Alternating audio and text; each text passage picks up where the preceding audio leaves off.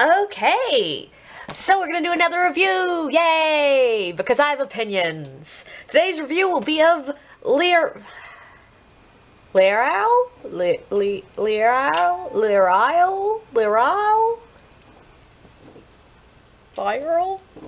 review will be of Lireal by Garth Nix, the sequel to Sabriel?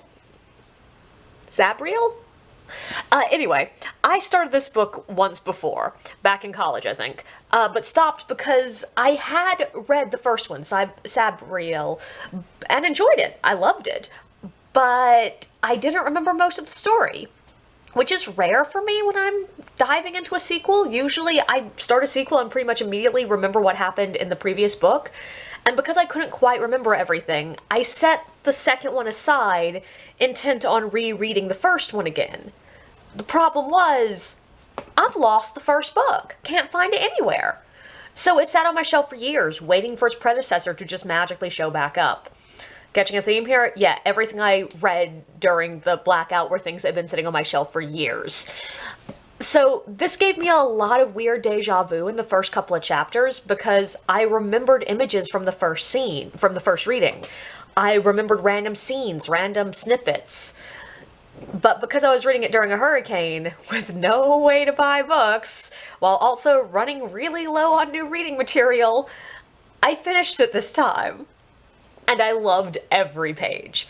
So, I know I've talked a lot about books with protracted world building and intros that kept me from getting into them. This book, to me, is an example of when long world building and character introductions works. It had probably 100 pages that are primarily introducing and setting up characters, but none of it felt superfluous or distracting. And I think that's because it did focus on characters. We got to watch years of Lireal's life and her personal development. We got less on Samuth, but we got enough to see him before the action starts and see who he is in a normal state of being before things went really sideways for him. It felt like making friends, and so I cared when we got to the point of actually jumping into the story. And what was the story? Okay, this series is set in a world where two countries butt up against each other. One called the Old Kingdom, where real magic abounds, a lot of it really dark, and modern tech does not work. But right up against that, just across a wall, is a country that is basically modern England. Like, Garth Nix even includes some rather prescient political stuff that sounds an awful lot like somehow he predicted Brexit about 10 years before it happened.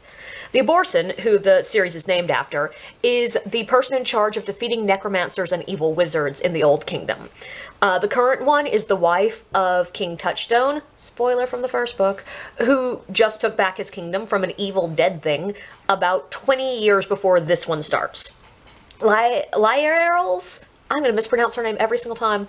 The main characters in this book are Lireal, a girl born to the Clare, a group of seers who live under a glacier in the far north, but she herself does not have her sight.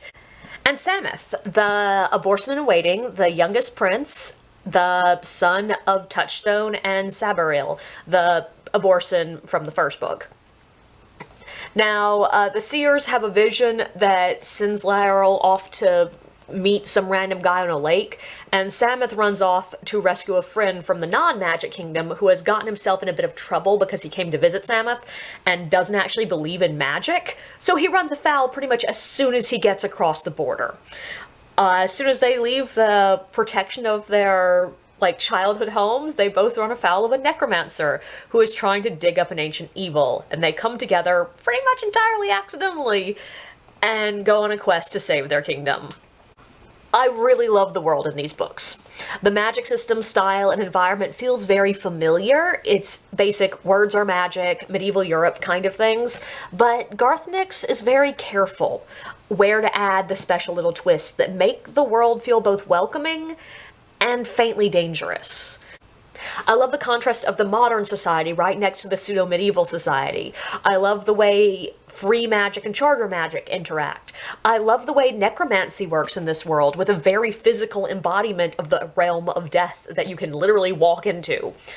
The other thing I really want to talk about in this review, though, is youth and agency.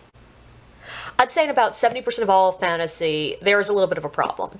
Most fantasy books are about young people, often basically children or teenagers, who have to save the world because they have great powers and end up being responsible for everything.